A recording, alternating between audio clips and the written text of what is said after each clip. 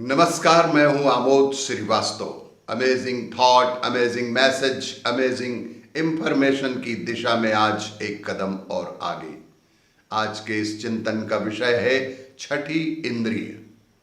अदृश्य शक्ति एवं जगत की समझने का बेहतरीन माध्यम छठी इंद्रिय है, जिसे हम सिक्स्थ सेंस भी कहते हैं। छठवीं इंद्रिय क्या है? छठवीं इंद्रिय अथवा सूक्ष्म स्त्री अनुभव की क्षमता का अर्थ है सूक्ष्म आयाम अथवा देवदूत, भूत, स्वर्ग इत्यादि के अदृश्य शक्ति एवं जगत को अनुभूत करने की क्षमता। इसमें बुद्धि से परे अनेक घटनाओं का कार्य कारण संबंध समझने की क्षमता भी सम्मिलित है। अतीन्द्रिय शक्ति, सूक्ष्म दृष्टि, पूर्व सूचना, पूर्वाभास छठवीं इंद्रिय अथवा सूक्ष्म ज्ञान की क्षमता के ही पर्यायवाची शब्द हैं। इस संपूर्ण जाल स्थल पर हम छठवीं इंद्रिय, अतीन्द्रिय शक्ति और सूक्ष्म ज्ञान की क्षमता जैसे शब्दों का उपयोग एक दूसरे के स्थान पर करते रहते हैं और करेंगे। अदृश्य शक्ति एवं जगत को हम कैसे समझें और अनुभव कर सकते हैं? सूक्ष्म विश्व अथवा सूक्ष्म आयाम शब्द को उस विश्व के रूप में परिभाषित करता है जो पंच ज्ञानेंद्रिय मन और बुद्धि के परे है। जो पंच ज्ञानेंद्रिय मन और बुद्धि के परे है, सूक्ष्म विश्व देवदूत, भूत, स्वर्ग इत्यादि के अदृश्य विश्व से संबंधित है, जिसे केवल छठवीं इंद्रिय के माध्यम से ही अनुभव किया जा सकता है। हम स्थूल अथवा दृश्य विश्व को अपनी पंच स्थूल ज्ञानेंद्रिय जैसे कि शब्द, स्पर्श, रूप, रस और गंध अपने मन, अपनी भावनाओं तथा अपनी बुद्धि से निर्णय लेने की क्षमता से अनुभूत करते हैं।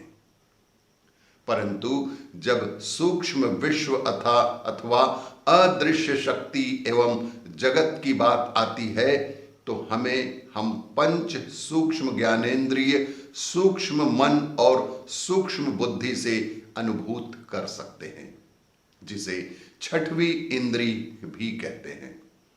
जब छठवीं इंद्रिय विकसित अथवा कार्यरत होती है, वह सूक्ष्म विश्व अथवा अदृश्य शक्ति एवं जगत को अनुभूत करने में सहायक होती है। सूक्ष्म विश्व के इसी अनुभव को आध्यात्मिक अनुभूति भी कहते हैं। सूक्ष्म विश्व के इसी अनुभव को आध्यात्मिक अनुभूति भी कहते हैं। चित्र में हमें गुलाबों का गुच्छा सूंघती एक स्त्री दिखाई दे रही है। यह एक अनुभव हुआ, क्योंकि सुगंध का एक स्रोत अथवा कारण है गुलाबों का गुच्छा। दूसरे चित्र में हम एक स्त्री को देख रहे हैं जो अपने दिन का कार्य आरंभ करने जा रही है। अचानक बिना किसी कारण के उसे चंदन की तीव्र सुगंध आती है। आरंभ में वह विश्वास नहीं करती, क्योंकि सुगंध का कोई स्रोत अथवा कारण नहीं है, और अपने काम में लग जाती है। परंतु वह सुगंध उसका पीछा करती है, परंतु वह चंदन की सुगंध उसका पीछा ही करती है और पूरे दिन उसके साथ रहती है। वह लोगों से पूछती है कि क्या उन्हें कोई सुगंध आ रही है, परंतु सभी का उत्तर नहीं होता है। परंतु सभी लोग कहते हैं कि उन्हें कोई भी गंध नहीं आ रही है। यह एक आध्यात्मिक अनुभूति हुई। इस प्रकरण में उस स्त्री ने सूक्ष्म आयाम से आती सुगंध का अनुभव की और उसे सूक्ष्म घ्राणेंद्रिय के सूक्ष्म स्तरी सूंघने की क्षमता से के माध्यम से अनुभूत किया।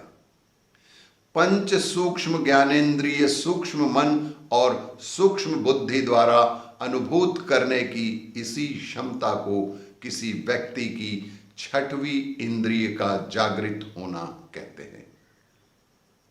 तीसरा है अदृश्य शक्ति एवं जगत का पंच सूक्ष्म ज्ञानेंद्रियों द्वारा छठवीं इंद्रिय का अनुभव संपूर्ण विश्व पंच तत्वों से बना है।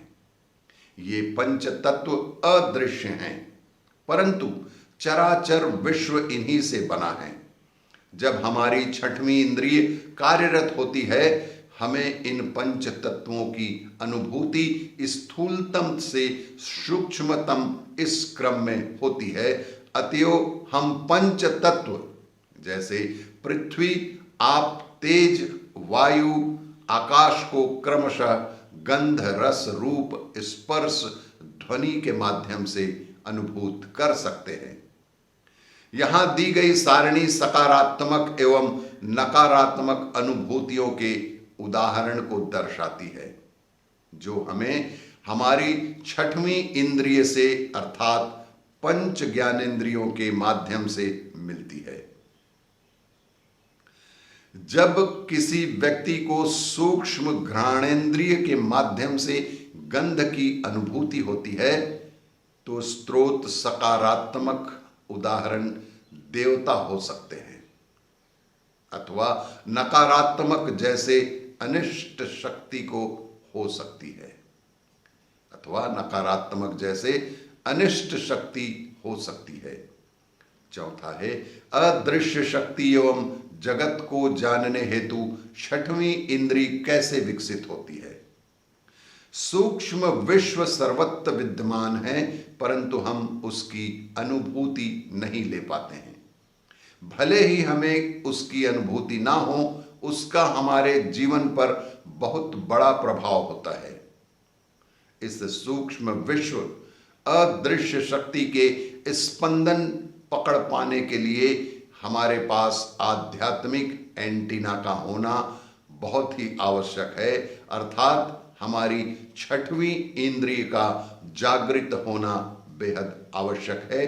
तभी आप इस सूक्ष्म विश्व अदृश्य शक्ति के स्पंदन को पकड़ पाने में सक्षम होंगे, और यही है आध्यात्मिक एंटीना का होना, जो कि हमारी छठवीं इंद्रिय का जागृत होना है। और भी इसी तरह की जानकारियों के लिए देखते रहिए मेरा वीडियो। लाइक करें, शेयर करें और सब्सक्राइब अवश्य करें। धन्यवाद।